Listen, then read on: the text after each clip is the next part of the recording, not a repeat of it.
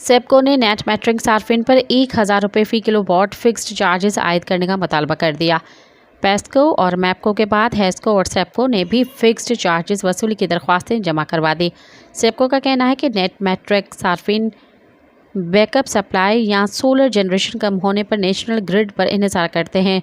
Net metric सार्फिन grid maintenance cost अदा नहीं करते। क्रॉस सब्सिडाइजेशन के बायस नॉन सोलर सार्फिन ज़्यादा फिक्स्ड कास्ट अदा कर रहे हैं।